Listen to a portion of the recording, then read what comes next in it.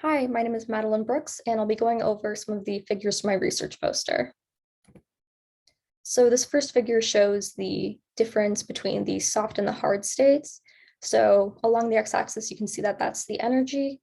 So the soft states are mainly dominated by low energy or soft X-rays, whereas the hard states are dominated by higher energy or hard X-rays.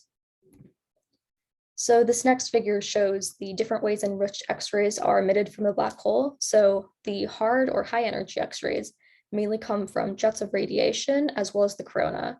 And then meanwhile, the low energy or soft X-rays tend to come from the accretion disk.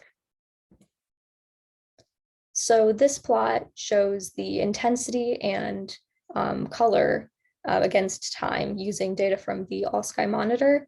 So we can see that for at least the intensity, Cygnus X1 tends to really jump around a good bit. So for the most part, we are down at lower intensity around 20 counts per second.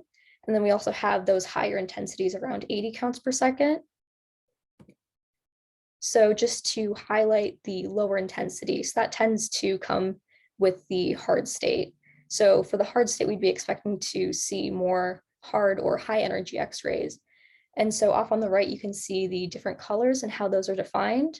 And so again, so these are just ratios of the different energy channels. So we have our channels A, B, and C, where A is the lowest energy and C is the highest energy. So for our high energy X-rays, we'd be expecting to see mainly C. So we can see that with the blue and green colors, those are positive. And so those are defined as C minus B over B plus C and C minus A over A plus C. So we really have much more C or those high energy X-rays. And then meanwhile, in our soft states, we have that higher intensity, but also lower energy X-rays. And so you can see down here that that B, so C minus A over A plus C is very negative, showing us that we have a lot of X-rays that are being detected in that A energy channel, which are low energy X-rays. So then I just wanted to show this maxi multiplot. So this is using a different instrument. And so the colors are a little bit different. So they may not correspond exactly, but it still is A, B, and C, with A being the lowest energy and C being the highest energy.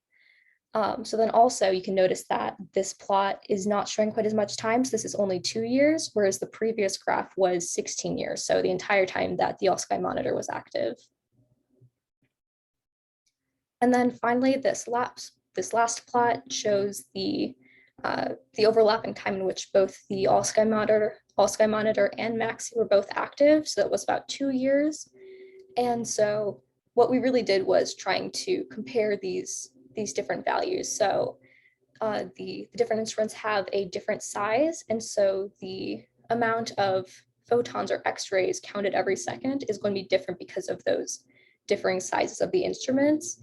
And so we had to do some manipulation with the numbers to be able to compare them, but you can see that overall they follow the same general structure. Thank you for listening.